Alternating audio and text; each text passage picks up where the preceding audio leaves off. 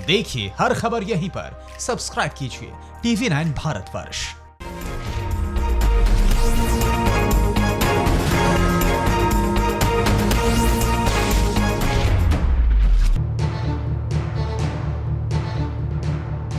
Dragon जानता है वो बेनकाब हो चुका है, उसकी साजिशों का पर्दाफाश हो चुका है, उसके ख्वाबों का अब खात्मा हो रहा है। सर्वशक्तिमान बनने की चाहत ने चीन को चारों खाने चित कर दिया। नमस्कार, मैं हूं दिनेश गौतम। हमारे बेहद खास शो अड़ी में आप सबका स्वागत है। चीन कितना मक्कार मुल्क है, इसका अंदाजा उसे खुद भी नहीं है। उसकी मक्कारी ने दुनिया को उसका दुश्मन बना दिया है। अमेरिका, जापान, ब्रिटेन, ऑस्ट्रेलिया, हर बड़े मुल्क में आप चीन के खिलाफ गुस्सा देख रहे हैं, वो चीन के खिलाफ खड़े नजर आ रहे हैं। अमेरिका ने तो परमाणु बम तक बनाना शुरू कर दिया है, लेकिन चीन की साजिश समंदर में कितनी गहरी है, आज उस गहराई का पर्दाफाश करेंगे। सुपर पावर बनने की होड़ में आउट ऑफ कंट्रोल ड्रैगन का रिमोट कंट्रोल कहां है, जहां से भारत उसको कंट्रोल कर सकता है। आज आपको पक्की खबर देंगे और बताएंगे गलवान का अनसुना इतिहास, जो आपने ना पढ़ा होगा, ना देखा होगा और ना ही सुना होगा। लेकिन उससे पहले चीन को लेकर इस वक्त की सबसे बड़ी खबर देखिए। चीन की सबसे खतरनाक चाल का खुलासा। पूर्वी लद्दाख में पैंगोंग झील पर अड़ा चीन के सैनिक फिंगर 4 पर अड़े। PP-14, PP-15 और PP-17A से हटे चीनी सैनिक। कोर कमांडर मीटिंग में फिंगर 4 पर अब होनी है बातचीत। फिंगर 4 से पीछे नहीं जा रहा है चीन। नीचे कुछ सैनिक जरूर कम हुए, लेकिन रिजेस पर अब भी काबिज है चीन के सैनिक।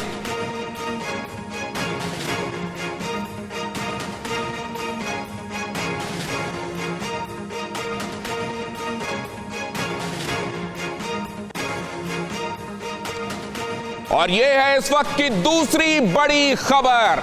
रक्षा मंत्री राजनाथ सिंह ने अमेरिका के रक्षा मंत्री से फोन पर बात की है। रक्षा मंत्री राजनाथ सिंह ने मार्क्स एस्पर से फोन पर बातचीत की है। द्विपक्षीय रक्षा सहयोग को लेकर चर्चा की गई है और जाहिर है इसमें द्विपक्षीय रक्षा सहयोग के अलावा चीन को लेकर भी चर्चा हुई होगी।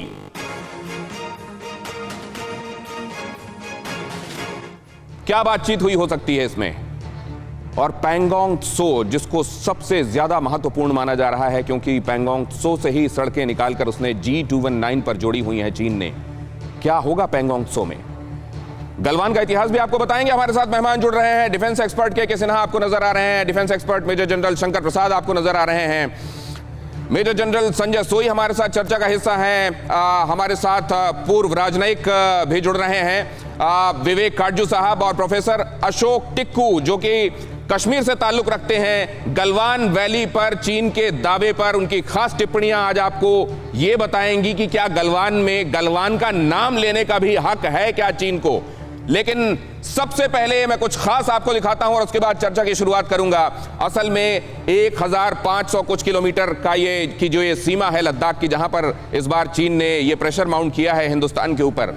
अब हालांकि वो डीएस्केलेट कर रहा है, उसने अपने आप को पीछे हटाया, लेकिन कहां से?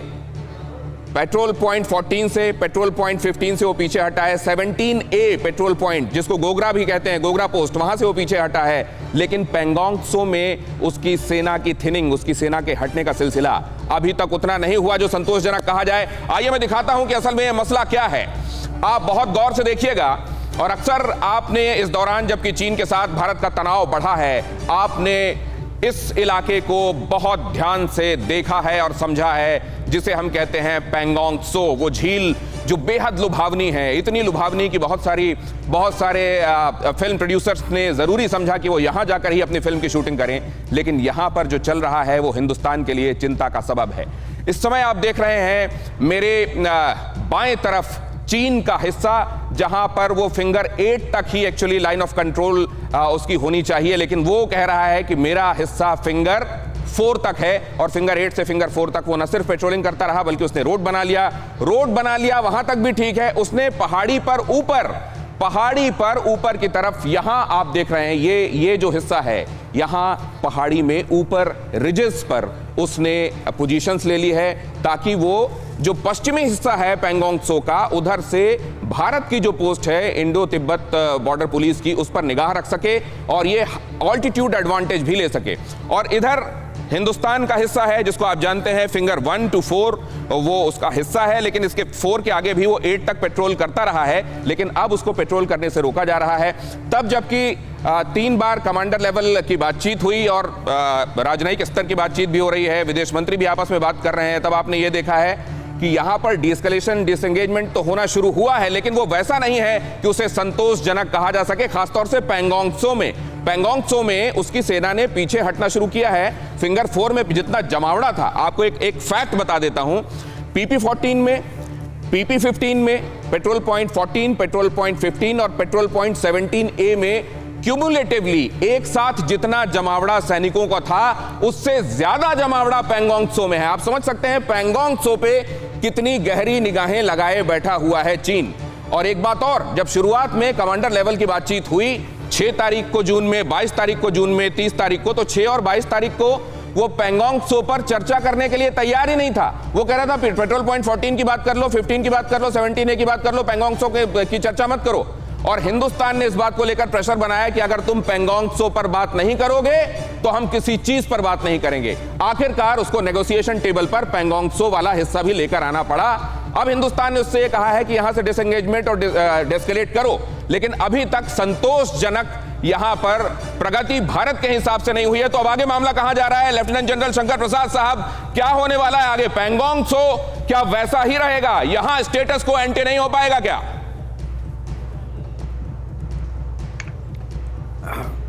दिनेश जी, इस बात को जरा 2 मिनट ध्यान से समझना होगा कि कई एक बातें आपने अभी तक नहीं बताई हैं जो बताना जरूरी है। प्लीज। सबसे पहली बात तो मैं आपको बता दूं कि एक बड़ी पुरानी कहावत है सुन त्सू की, जो पुराना फिलोसोफर एंड थिंकर है चाइना का।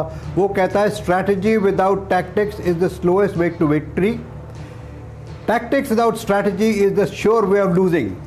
अब इसमें हमें ये देखना है कि पैंगोंग त्सो में जो आप फिंगर 4, 5, 6, 7, 8 सर, इसकी हिंदी तर्जुमानी कीजिए जरा मेरे दर्शकों के लिए। ये जो सुन त्सू ने कहा, इसका हिंदी रूपांतरण भी कीजिए। क्या कहता है उसका ये स्टेटमेंट?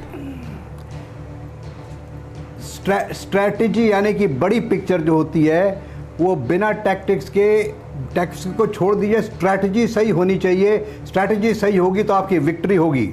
ये इसका सबसे बड़ा अंश है। इसी को मैं आगे ज़रा बढ़ाना चाहता हूँ आपके लिए।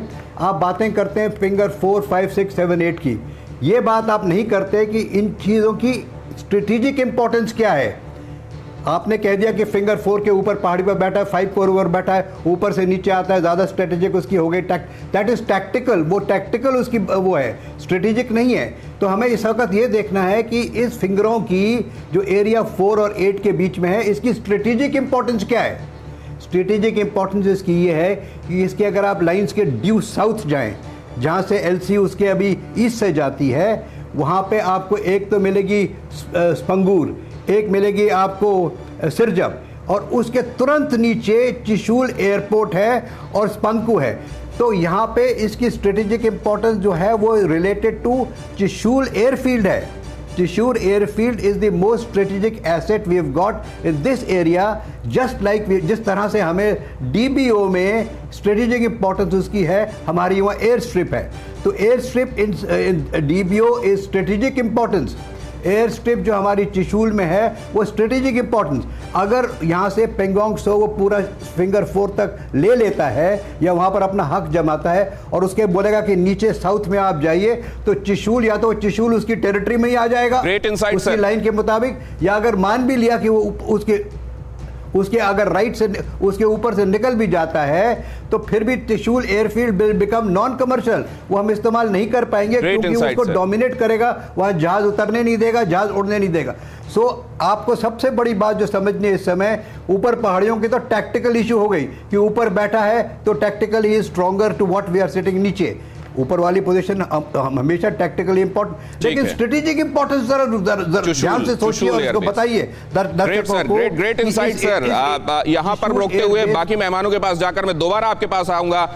लेफ्टिनेंट जनरल शंकर प्रसाद साहब ने बहुत इंपॉर्टेंट बात कही और इसको हम अड़ी में इसके पहले के अंकों में बता चुके हैं कि कैसे उसने पैंगोंग और स्पेंगर के बीच में पहाड़ी के ऊपर एक जगह पोस्ट बना रखी है और वहां से चुशूल एयरबेस और चुशूल लेह के रास्ते पर भी वो निगाह रखता है। और लेफ्टिनेंट जनरल शंकर प्रसाद साहब ने यह भी कहा कि कैसे स्ट्रैटेजी जो है वो लार्जर पिक्चर है, टैक्टिक्स छोटे छोटे टैक्टिक्स जो हैं अगर वो स्ट्रैटेजी के हिसाब से हैं तो वॉर जीते जाते हैं, साइकोलॉजिकल वॉरफेयर भी जीते जाते हैं, लेकिन अगर टैक्टिक्स पर ही ध्यान रहा और स्ट्रैटेजी चूक गए तो फिर लूज करने का खतरा होता है। ये सुन त्सू कहता था जिसने आर्ट ऑफ वॉर लिखा है। लेकिन के सिन्हा साहब, मैं आपसे ये समझना चाहता हूं कि ये हमको भी मालूम है कि पैंगोंग त्सो पर ही उसका मुख्य संकेंद्रण है, कंसंट्रेशन है।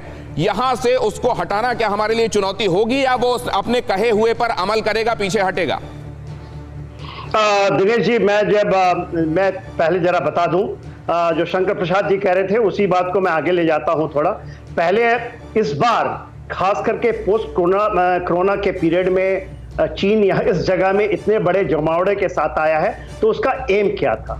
देखिए, उसका एम पैंगोंग त्सो बहुत पुराना इशू है। मेन इशू था गलवान कभी भी इशू नहीं रहा, कभी नहीं, और उसमें उसको बहुत बड़ी मार पड़ी है क्योंकि उसको डर है जो जिस तरह से डीबीओ आया है और खास करके जो और उसका कार्यक्रम पास है 8 किलोमीटर दूर पड़ जाता है, और खास करके 219, तो गलवान बहुत बड़ी जीत है। पूरे के पूरे गलवान को आप कह रहे हैं कि हमको निगाह में रखना चाहिए के सिन्हा साहब, क्या आप ये कह रहे हैं कि पैंगोंग नहीं पूरे गलवान पर उसकी निगाहें हैं? देखिए, ये आप पूरे ईस्टर्न लद्दाख की बात करें, इसको अलग अलग ना देखें, आप ऊपर से देखिए। हाँ, और ये जब हम आते हैं गलवान के इलाके में और जब हम जाते हैं नीचे तो सरजाप 1, सरजाप 2, सरजाप 3 सरजाप की बात कर रहे थे। देखिए, जो मेन पॉइंट है वो है इस इलाके में जो आपने कभी कहा 219 की बात की, तो 219 को आप 2 जगह से हिट कर सकते हैं इंडिया के लिए।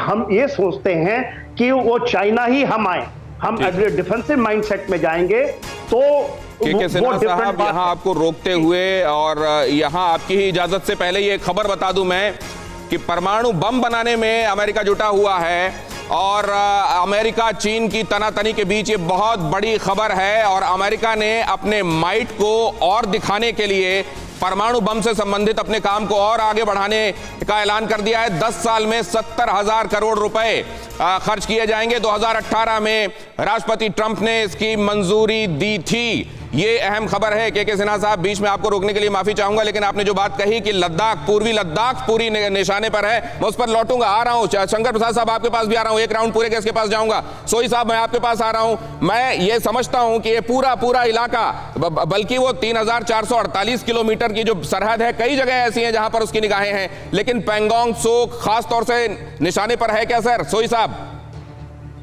नहीं, बिल्कुल, मैं इस चीज में जनरल शंकर प्रसाद साहब ने जो बताया बिल्कुल सहमत हूं कि एक बड़ी पिक्चर है और जिस प्रकार वो पैंगोंग त्सो आज निशाने पर है और वो वहां से पीछे हटने में थोड़ा हिचक रहा है, लेकिन भारत ने अपनी पोजीशन बिल्कुल क्लियर की हुई है कि जब तक सीमा एक इंच से वो खाली नहीं करेंगे तब तक हमें बिल्डअप है, और भारत ने इसके बारे में तैयारी पूरी रखी हुई है। जिस प्रकार से हमारी वहां पर सेना का जमावड़ा है पीछे, जिस प्रकार से एयरफोर्स में पेट्रोलिंग कर रही है 24 घंटे, रात के समय भी दिन के समय भी, तो तैयारी पूरी है हमारी और इस मामले में हम कोई कॉम्प्रोमाइज करने को तैयार नहीं है। आप जो कह रहे हैं सोई साहब, बहुत बड़ी बात है कि वो क्या चाह रहा है वो छोड़ा जाए। बहुत दिनों तक हमने सोच लिया कि वो क्या चाह रहा है, अब हम ये सोचेंगे कि हम क्या करेंगे। आ रहा हूं सर, आ रहा हूं। अब शंकर प्रसाद साहब, मैं देख रहा हूं आप कुछ कहना चाह रहे हैं, लेकिन एक बार बाकी मेहमानों के पास जाऊं और जरा ये भी बता दूं मैं कि 6:15 बजे आप ये देखने वाले हैं कि जहां पर चीन ये दावा कर रहा है उसका नाम डिक्शनरी में भी नहीं है। गलवान वैली उसकी अपनी चाइनीज डिक्शनरी, जिसमें चाइना में पढ़ाए जाने वाले तमाम शब्द हैं, उसमें भी नहीं है। और इस पर टिक्कू साहब रोशनी डालेंगे, जिन्होंने एक बहुत महत्वपूर्ण लेख भी लिखा है। लेकिन जरा इसको लेकर पहले विवेक काटजू साहब के पास में जाऊं। विवेक काटजू साहब, क्या उस समय जबकि हम देख रहे हैं कि डिसएंगेजमेंट और डिस्कलेशन चल रहा है, अब कमांडर लेवल टॉक्स पर ही सब कुछ है, या बैकडोर चैनल्स भी काम कर रहे हैं? वो बेशक नजर नहीं आ रहे हो सर।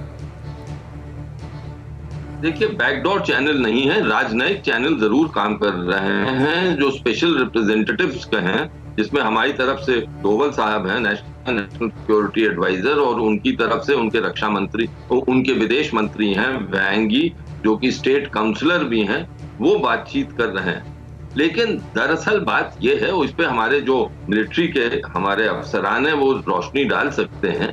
अभी तक जो डिसंगेजमेंट हुआ है, क्या चीन उस जगह वापस जाने को तैयार हुआ है जहां से उसने पहल की थी? अभी तक जो खबरें आ रही हैं, क्योंकि सरकार की तरफ से कोई पुष्टि नहीं हुई है, और ठीक है सरकार इस वक्त बड़ा डेलिकेट मामला है, सरकार खुलासा पूर्ण रूप से नहीं कर रही है, तो सोर्सेस के थ्रू खबरें आ रही हैं कि चीन भी पीछे हटा है और हम भी पीछे हटे।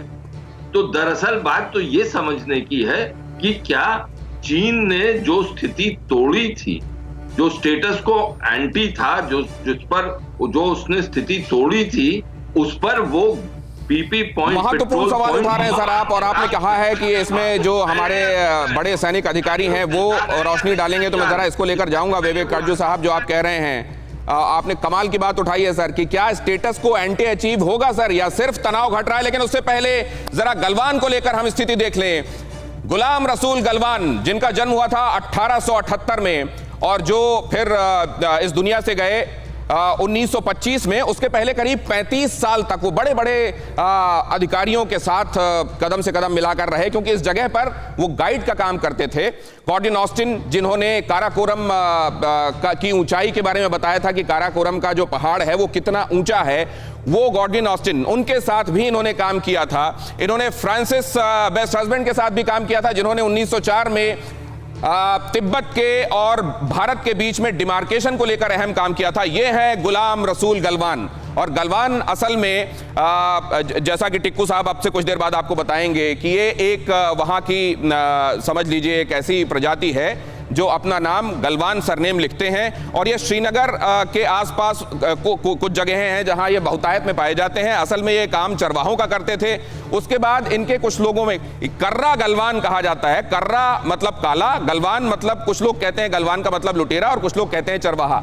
ये इसलिए हुआ कर्रा गलवान और गलवान का अलग अलग जो शब्द के मायने हैं वो इसलिए क्योंकि पहले ये घोड़ों को लेकर, टट्टुओं को लेकर काम किया करते थे, लेकिन इनमें से कुछ ने उन घोड़ों टट्टुओं की चोरी की, इस वजह से इनको लुटेरा कहा जाने लगा। हालांकि उस जगह पर ये राजाओं के घोड़ों का ख्याल रखने का मुख्यतः काम किया करते थे। अब गलवान वैली कहां पर है? ये है गलवान वैली। ये आप जो नक्शा देख रहे हैं, ये हिंदुस्तान का जो मुकुट कहलाता है, हिमालय के आसपास का हिस्सा, वो आप देख रहे हैं। यहां पर आपको करगिल नजर आ रहा है, ये है लेह, ये है गलवान वैली, और पैंगोंग जिसकी बात हम कर रहे थे यहां आपको नजर आ रही है, और ये है लाइन ऑफ एक्चुअल कंट्रोल जो जाती हुई नजर आ रही है। और ये जो गलवान का इलाका है उसको चाइना कह रहा है कि गलवान वैली तो हमारी है। आपने ये देखा होगा कि जब भारत की तरफ से इसको लेकर कंटेस्ट किया गया तो चीन ने ये कहा कि गलवान का पूरा इलाका हमारा है, गलती तो आपके सैनिकों की है, ये बात कही गई थी उधर से। जबकि ये बात हकीकत है कि गलवान से कोई रिश्ता चाइना का हिस्टोरिकली आज तक नहीं रहा है, और किसी भी तरीके से वो गलवान को लेकर कंटेस्ट नहीं कर सकता। लेकिन फिर भी उसने ये करने का काम किया है क्योंकि ये जानता है कि वो इसी तरह जबरदस्ती के साथ धीरे धीरे जिसको कहते हैं सलामी स्लाइसिंग, धीरे धीरे काटते जाओ और अपना करते जाओ, वो ये करता रहा है। एक बार फिर से इस हिस्से को देख लीजिए, इस व्यक्ति को देख लीजिए जिसका नाम है गुलाम रसूल गलवान, और ये इनकी पीढ़ियां आज भी हैं। इनमें से कईयों ने, इन्होंने खुद भी एक किताब लिखी थी, servant of sahibs. Servant of sahibs में उस पूरे इलाके का वर्णन है जहां पर इन्होंने लोगों की मदद की, लोगों को गाइड किया किस तरीके से, और इनकी धीरे धीरे उर्दू, टर्किश और हिंदी तो थी ही, खैर अंग्रेजी ये सब इंप्रूव होती गई, लद्दाखी भी इन्होंने सीख ली थी, और इस पूरे इलाके के एक तरीके से ये एनसाइक्लोपीडिया कहलाते थे। और इसी वजह से जब कभी बाहर से आने वाले विदेशी यहां फंसते थे, तंग रास्तों से होकर निकलना कैसे है ये समझने की कोशिश होती थी, तो कई बार लोगों की जान बचाने तक का काम गुलाम रसूल गलवान साहब ने किया है। मैं टिक्कू साहब के पास इसको लेकर जाऊंगा। टिक्कू साहब,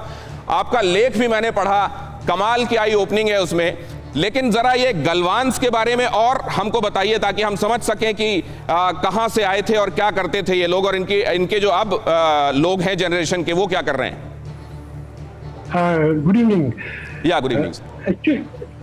जो ये गलवान नाम तो कश्मीर में काफी पॉपुलर है, और हाउस होल्ड नेम है, बच्चों को भी बताया जाता है कि गलवान आ रहा है।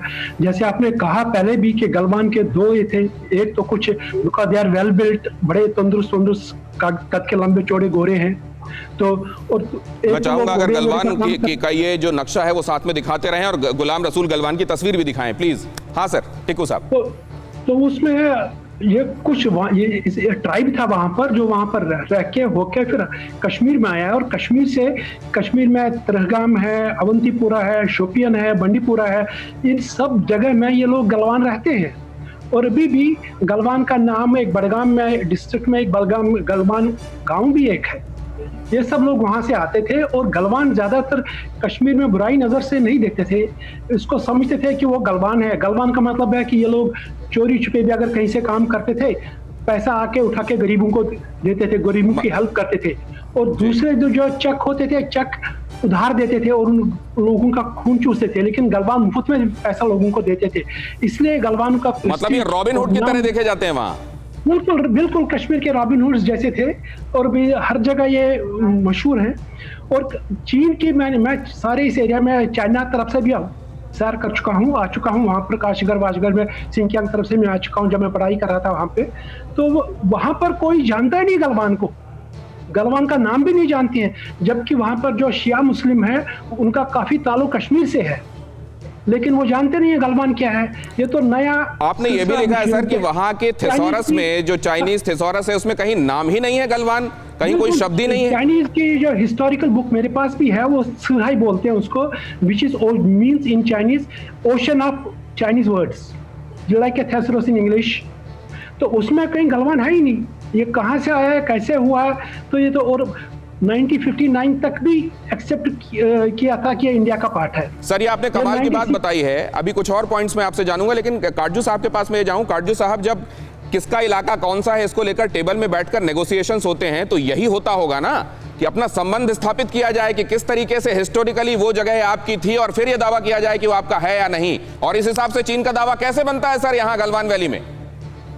देखिए, जब ऐसे डिस्कशंस होते हैं तो सिद्धांतों पर होने चाहिए, लेकिन चीन का रवैया हमेशा तानाशाहों का रवैया रहा है। उसने, आपने अभी भी देखा वो क्या कह रहा है, वो कह रहा है ये हमारा है, आप पहले कुछ भी कहें, आज हमारा है। तो इसलिए जब नेगोशिएशन होने लगते हैं तो अगर वो साइंटिफिक बेसिस पे चलें, रीजन के बेसिस पे चलें, यानी तर्क के अनुसार चलें, तब तो एक जगह है। लेकिन जब वो शक्ति के अनुसार चलने लगते हैं तो फिर पासा पलटता है। तब शक्ति का मुकाबला खाली शक्ति होती है और दूसरी चीज नहीं हो सकती। किसी समझदार आदमी के साथ ही आप सिद्धांतों की बात कर सकते हैं, और चीन ने बार बार इसको साबित किया है कि वो एक समझदार मुल्क नहीं। लेकिन लेफ्टिनेंट जनरल शंकर प्रसाद साहब, पूरी दुनिया तो ये देखेगी ना कि दावा किसका बनता है और कौन कर रहा है। देखिए, काटजू साहब ने जो कहा और टिक्कू साहब ने कहा वो अलग विषय है, उसको मैं सबको सहमत हूं उनसे। इस समय बात यह है कि इस इलाके का पंगा क्या है, पूरे ईस्टर्न लद्दाख का पंगा क्या है भाई। सबसे बड़ी बात यह है कि चाइना में यही नहीं बताता कि लाइन ऑफ एक्चुअल कंट्रोल है कहाँ, उसका परसेप्शन क्या है। यहाँ पर है कि वहाँ पर है कि वहाँ हर साल तो बदल देता है, हर 6 महीने में वो लाइन की परसेप्शन बदल देता है, ये भी उसका हम मानते हैं, चलिए। लेकिन हमारी इस वक्त देखिए, आपने जो बात कही है उसमें ज़रूरी बात समझने वाली ये है कि इस सब चीज़ की स्ट्रेटेजिक इंपॉर्टेंस क्या है। मैं उसी पर आऊँगा, इसी मारे उस समय मैंने हाथ खड़ा किया था। देखिए, सबसे पहले गलवान की स्ट्रेटेजिक इंपॉर्टेंस इतनी दिन पे दिन क्यों बढ़ती चली जा रही है? इस मारे बढ़ती चली जा रही है क्योंकि वहाँ पर सड़क बन गई है। वो सड़क बन गई है दरबुक से लेके, श्योक से लेके DBO तक। अगर वो सड़क कमर्शियल हो जाती है, अगर वो सड़क हमारे कंट्रोल में रहती है, तो DBO को आइसोलेट करना, काराकोरम पास तक पहुंचना कठिन हो जाता है। तो उसकी स्ट्रेटेजिक इंपॉर्टेंस को समझिए एक मिनट। जब तक जिस इलाके से वो इस रोड को इंटरडिक्ट कर सकेगा, तब तक इसकी इंपॉर्टेंस, उसकी इंटरडिक्शन से उसको पीछे हटाना है। दूसरी बात अब देखिए दिप्सांग प्लेन की, जहाँ पे DBO है, DBO की इंपॉर्टेंस वो है, अपनी बात पूरी कीजिएगा। ये एक अहम खबर मैं जरा अपने दर्शकों को बता दूं और फिर आपके पास दोबारा आ रहा हूं। अमेरिका को लेकर चीन के सुर बदल गए हैं। अमेरिका को लेकर पहले धमकाने वाली भाषा में बात करने वाले चीन के सुर बदल गए हैं। अमेरिका से बातचीत करने के लिए चीन तैयार है और चीन ने कहा है कि बातचीत के दरवाजे हमेशा खुले रहेंगे। यूएस के साथ मिलकर दुनिया को हमने फायदा पहुंचाया है, चीन कह रहा है। अमेरिका के बढ़ते कदम से चीन डर गया है और खुद को यूएसए के पाले में खड़ा हुआ दिखाना चाहता है और यह कह रहा है कि अमेरिका के साथ मिलकर भारत गलत कर रहा है। इसमें यह संदेश भी देने की कोशिश है कि आप भारत के साथ खड़े हुए हैं, गलत हैं, और हमने तो अमेरिका के साथ खड़े होकर दुनिया के लिए बहुत से भलाई के काम किए हैं। लेफ्टिनेंट जनरल शंकर प्रसाद साहब, ओवर टू यू अगेन। आपने बड़ी ज़रूरी बात देखी। ऐसा है कि मेरी रिक्वेस्ट है आपसे, ज़रूरी बात को बीच में काटना मेरे ख्याल से अच्छा नहीं होता। बहरहाल खैर वो आप जैसा सब ठीक समझें। पहली बात, अब आपने डेटरेंस की बात की, स्ट्रेटेजिक वेपन्स की बात की। हमें हमेशा यही कहते हैं हम लोग सब, काटजू साहब भी यही कहते हैं कि nuclear weapons are weapons of deterrence. अगर अमेरिका कुछ डेटरेंस दिखाता है तो वो चाइना पर आज इफेक्ट हो गया, आपने खुद ही बता दिया अभी। तो प्लीज़ रिमेंबर, ये याद रखने वाली बात है कि nuclear weapons are weapons of deterrence. Okay, यहाँ को छोड़ दीजिए। Let us go back to what I was saying कि ज़रूरत क्या है। देखिए, हमें ये यकीन करना है कि किसी भी हालात में डीबीओ को, डिप्सांग प्लेन को, गलवान को और पेंगोंग सो को हम किसी तरह से नहीं एक्सेप्ट कर सकते कि ये खो दिया जाए। अगर ये कोई तीनों में से कोई भी जगह हमने खो दी जिसकी स्ट्रैटेजिक इंपॉर्टेंस है, तो आपका नीचे त्रिशूल का एयरपोर्ट बेकार हो जाएगा, आपका ऊपरी डीबीओ का जो आपने बड़ी जबरदस्त नहीं कर सकते। लेफ्टिनेंट जनरल शंकर प्रसाद साहब से हम बात कर रहे हैं, और सर आपको बीच में रोकने का कोई इरादा नहीं होता। कभी ऐसा हो जाता है, आप टेलीविजन पार्लेंस को भी समझते हैं तो माफ कीजिएगा, ये जानबूझकर नहीं होता। लेकिन मैं अब अगली खबर की तरफ आपको ले जाना चाहूंगा। लेफ्टिनेंट जनरल शंकर प्रसाद साहब, सेना के वरिष्ठतम अधिकारियों में से एक लेफ्टिनेंट जनरल शंकर प्रसाद, और इस बात से उनकी तकलीफ मैं समझ सकता हूं कि बीच में रोके जाने पर ऐसा महसूस होता है। लेकिन सर, टेलीविजन और समय ये भी एक इसकी अपनी ग्रामर और इसका अपना इक्वेशन होता है, वो भी आप समझते हैं। माफी के साथ अगर इंटरजेक्ट करना पड़े कभी वक्त की वजह से सर, तो उसको प्लीज कंसीडर कीजिएगा। लेकिन एक बार फिर से मैं अपने मेहमानों के पास इस बात को लेकर जाऊंगा, क्योंकि ये एक बहुत अहम बात इन दिनों उठाई जा रही है कि असल में भारत की तरफ से गड़बड़ी ये हुई। अब गड़बड़ी हुई या ये मैग्नेनिमिटी थी, ये तो वक्त साबित करता है किसी चीज को। कहते हैं कि कोई फैसला अपने आप में सही या गलत नहीं होता, वक्त उसे सही या गलत साबित करता है। लेकिन भारत ने हमेशा खुद को नॉन अलाइंड रखा, कभी चीन के साथ अलाइन नहीं हुआ, कभी अमेरिका के साथ अलाइन नहीं हुआ। कोल्ड वॉर के एरा में भी उसने अपने आप को अलग रखा। लेकिन क्या यहीं पर चीन ने अपनी बढ़त बनाई? यहां पर आप देखिए, ये है साउथ चाइना सी। साउथ चाइना सी में जब भी चाइना की तरफ से अनावश्यक इंट्रूजन किया गया, दावा किया गया, आप जानते हैं उसको कि यूनाइटेड नेशंस का जो कन्वेंशन है मैरीटाइम लॉज को लेकर, उसमें फिलीपींस ने इस बात को लेकर कंप्लेंट की थी कि देखिए जबरदस्ती इस जगह पर अपना दावा जता रहे हैं, जबकि ये न्यूट्रल इलाका है। पहले इस इलाके को देख लीजिए, इसको आप कई बार देख चुके हैं, लेकिन एक बार फिर से आपके जहन में ये ताजा हो जाए। यहां आप देख रहे हैं कि ये वियतनाम, कंबोडिया, इधर मलेशिया, लेकिन इधर से होती हुई जो ये 9 डैश लाइन, जिसको 11 डैश लाइन या 10 डैश लाइन भी कहते हैं, असल में 1947 से पहले 11 डैश लाइन होती थी, और उसके बाद ये कहा गया कि 9 डैश लाइन है, क्योंकि उन्होंने एक आइलैंड को इससे बाहर कर दिया था, जिसको टोकिन आइलैंड कहते हैं। लेकिन बाकी ये जो आपको डैशेस दिखाई दे रहे हैं, ये 9 डैशेस हैं, जिसके आधार पर ये कहता है चाइना कि ये मेरा हिस्सा है, ये मेरा समंदर है, और यहां जैसा मैं चाहूंगा वैसा होगा। अब समस्या ये है कि अगर ये न्यूट्रल इलाका है, जैसा कि यूनाइटेड नेशन भी इसको तसव्वुर करता है, इसको मानता है, और इसी तरीके से हिंदुस्तान भी हमेशा ये कहता है कि ये एक न्यूट्रल इलाका है, तो हिंदुस्तान इसको लेकर बार बार मुखर क्यों नहीं रहा? क्या इसको लेकर, साउथ चाइना सी को लेकर, हांगकांग को लेकर, मकाऊ को लेकर, ताइवान को लेकर, हिंदुस्तान को, तिब्बत को लेकर क्या और मुखर होना चाहिए? क्योंकि हिंदुस्तान उनमें से रहा जिसने पीपल्स रिपब्लिक ऑफ चाइना को सबसे पहले मान्यता दी। उसकी वन चाइना पॉलिसी के साथ भी उसको एक्नॉलेज करने वाला भी सबसे पहले हिंदुस्तान रहा। क्या यही भारत के लिए प्रॉब्लम हुई? चाइना ने समझा कि ये तो इसके साथ कुछ भी करते रहो, ये असल में नॉन अलाइंड रहता है, कभी सबको साथ मिलाकर दूसरी तरफ से हमारे खिलाफ आता नहीं है। क्या यहां पर भी स्ट्रैटेजिकली कुछ किए जाने की जरूरत है क्या? इसको लेकर आइए, अपने मेहमानों के पास चलता हूं। आपके पास आ रहा हूं सर सिन्हा साहब, क्या इस जगह पर भारत को अब और असर्ट करना चाहिए सर? जाहिर है, एब्सोल्युटली आपको करना चाहिए, और भारत एक्सर्ट कर ही रहा है। देखिए, ये कहना गलत होगा कि हमने एक्सर्ट नहीं किया है। अभी आपको ये पता होना चाहिए, हमारी नेवी जो ब्लू वाटर नेवी है, वो खास करके मलाक्का स्ट्रेट आपको पता होगा, और जो उसके बाद सुंडा स्ट्रेट है, इन दोनों को चोक करने की काबिलियत रखती है। और खास करके जिस तरह से क्वाड बन रहा है, क्वाड की बात की, हाँ आप ये कह रहे हैं कि हम लोग बहुत धीरे चले हैं, चाहे आप मालाबार एक्सरसाइज किए हो, चाहे दूसरे नेवियों के साथ आपने कार्रवाइयां की हैं, मगर थोड़ा धीमा पेस रहा है। और उसका कारण ये था कि पूरी दुनिया, ये नहीं कि केवल भारत, सब लोग ये समझते थे कि चाइना एक असर्टिवनेस को शायद ना अख्तियार करे।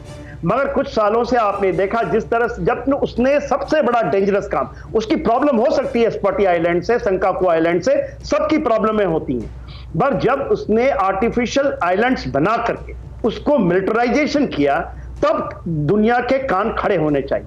आज भी यदि आप इस लड़ाई के दौरान यदि इस क्षेत्र की जब बात कर रहे हैं, यदि इसको डिसमेंटल नहीं किया गया तो आप देखेंगे कि फिर असर्टिव चाइना फिर से आएगा। आज उसको टाइम बाई करना है, जो जिस कंट्री के पास। लेकिन सवाल यह है सर कि वहां पर यूनाइटेड नेशंस में इसकी प्रेजेंस भी है और यूनाइटेड नेशन के कन्वेंशन के तहत जो ट्रिब्यूनल गठित हुआ उसी की कही हुई बात को पीपल्स रिपब्लिक ऑफ चाइना खारिज करता है मैरीटाइम लॉज को लेकर। अब ये सोई साहब, ये किस तरह का दोमुहापन है चीन का और इसको कैसे टैकल किया जाएगा? दिनेश जी, एक तो आपका एनालिसिस बहुत अच्छा रहता है, बहुत आनंद आता है। दूसरी बात, जैसा आपने कहा है कि चाइना तकरीबन हर इलाके में उसकी सोच वही है कि कुछ इलाके पर अपना कब्जा दिखा दो, बाद में दूसरे देश को रिएक्टिव कर दो। और आज ये जरूरत है जो सोच में हमें बदली करना है। हमें प्रोएक्टिव सोच हो चुकी है भारत की और यही चीज सामने लानी है। क्यों? और भारत के अभी वियतनाम के साथ संबंध अच्छे हैं, जापान के साथ संबंध अच्छे हैं, ऑस्ट्रेलिया के साथ संबंध अच्छे हैं। एक अलग तरह से नीति अब शुरू हो चुकी है इस चीज में, ताकि चीन को रिएक्टिव सिनेरियो में हमने डालना है। जब तक हम उसको रिएक्टिव नहीं करेंगे, जब तक हम एग्रेसिव नहीं होंगे, वो हमेशा कुछ ना कुछ अपने पे कमाल की बात कही है सर आपने। हमको अब रिएक्टिव होना छोड़ना होगा, हमको प्रोएक्टिव होना होगा, चाइना को रिएक्टिव बनाना होगा। विवेक काटजू साहब, इस पर आपकी टिप्पणी, क्या इन जगहों पर इन कमजोर नसों को और तेजी से दबाए जाने की जरूरत है सर? देखिए, हम तो कहते हैं कि साउथ चाइना सी में फ्रीडम ऑफ नेविगेशन होना चाहिए, यानी किसी की मिल्कियत नहीं है साउथ चाइना सी पर। हमने चीन की दादागिरी कहीं पर भी कबूल नहीं करी, उसके खिलाफ आवाज उठाई। अब सवाल यह है कि अभी तक जो हमारी संतुलित नीति रही, अभी तक जो हमारी बुनियादी नीति रही है कि बॉर्डर के इशू को हम सुलझाते रहेंगे, लेकिन चीन के साथ हर तरह से और संबंध जब बढ़ा सकते हैं बढ़ाएंगे, जो 1988 में नीति अपनाई गई थी, उस पर हमें पुनर्विचार करना है या नहीं? मेरा मानना है कि उस पर करना पड़ेगा। अगर उस पर एक बार पुनर्विचार हम करने लगे तो फिर और जो कदम है वो लॉजिकली तर्क अनुसार वो आगे बढ़ेंगे। लेकिन अगर तर्कों के हिसाब से चीजों को आगे ले जाना पड़ेगा और चीन की जहां से चीन को घेरा जा सकता है उन जगहों को समझना पड़ेगा। विवेक काटजू साहब कह रहे हैं 1982 में एक कन्वेंशन बना था मैरीटाइम लॉज को लेकर, इंटरनेशनल लॉज यूएन कन्वेंशन में बनाए गए थे, लेकिन इसी को चीन नहीं मानता। आप सोचिए, वो यूएन में है, सिक्योरिटी काउंसिल में है, लेकिन यूएन की ही बातों को वो नहीं मानता। अब आप समझिए कि उसकी दादागिरी कैसी है। अब हमारे दर्शकों के सवाल और उनकी टिप्पणियां लेने का वक्त आ गया है।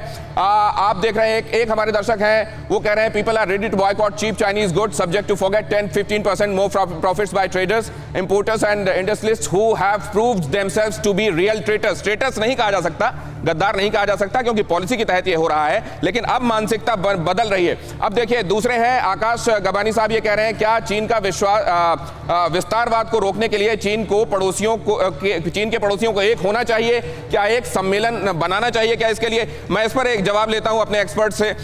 सर के सिन्हा साहब, क्या इस एकता में आप कमी देखते हैं? जो एकता होनी चाहिए चीन के सताए हुए लोगों में, कम है? जल्दी से सर।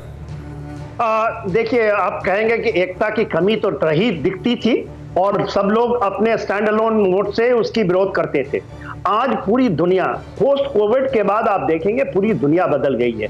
अब खेमों की बात यदि आप करें तो यदि चाइना कहता है तो कोई एक देश, एक बोलते हैं कि शायद उसके साथ रशिया दिखे, ईरान दिखे और नॉर्थ कोरिया दिखे और कुछ देश जिसमें पाकिस्तान भी शामिल है, मगर मैं ऐसा नहीं मानता। मैं ये मानता हूं कि अब पोस्ट कोविड के बाद आप देखिए 3-4 महीने में इतनी फास्ट चेंजेस आएंगे। तो आप कह रहे हैं कि पहले की बात करना ही पड़ेगा। कोविड दुनिया पोलराइज हो चुकी है वैसे भी चाइना के अगेंस्ट। जी सर, आकाश गबानी साहब का सवाल था। अगला अभय साहब का ये सवाल है, सर क्या चाइना के साथ हमारा वॉर हुआ तो हमारा साथ अमेरिका देने को तैयार हुआ है, लेकिन हमारी सरकार क्या अमेरिका के प्रपोजल एक्सेप्ट करेगी?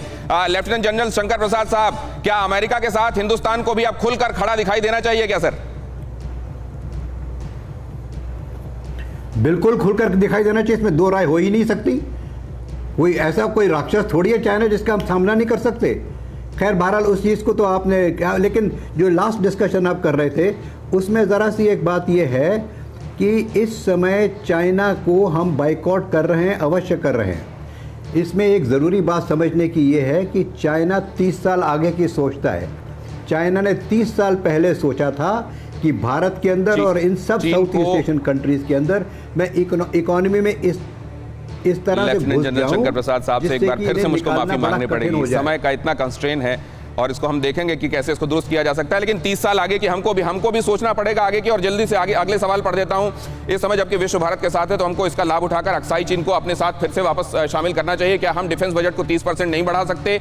और ये कह रहे हैं जज सिख साहब, रूपपति जी और रोशन रावत कह रहे हैं please explain this, please watch this video till and. ये गलवान वाली बात कह रहे हैं कि गलवान जब हमारा है, गुलाम रसूल गलवान यहाँ के थे, तो उस पर दावा कैसे हो सकता है और इसका फायदा कैसे उठाया जा सकता है? ये बात हमने अभी टीकू साहब से बात करके स्थापित की है कि ऐसा होना चाहिए। क्या अक्साई चीन को लेकर चलते चलते सर, क्योंकि अब हम बिल्कुल 3-4 सेकंड बचे हुए हैं, क्या अक्साई चीन को लेकर हमको और असर्ट करना चाहिए जबकि एक चीन विरोधी माहौल बना हुआ है? सर जल्दी से काटजू साहब।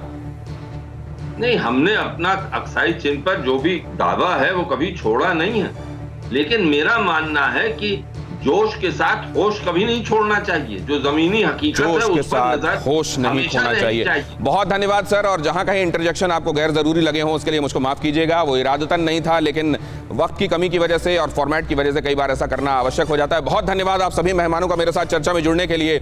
और जेन जियाओपिंग ये कहा करता था कि whether it is a black cat और a white cat, whoever catches the mice is a good cat। कुत्ता बिल्ली से आगे चीन सोच नहीं पाता और हम कहते हैं स्वयमेव मृगेंद्रता, हम खुद में सिंह हैं, अड़ी, क्योंकि हमें है देश की पड़ी।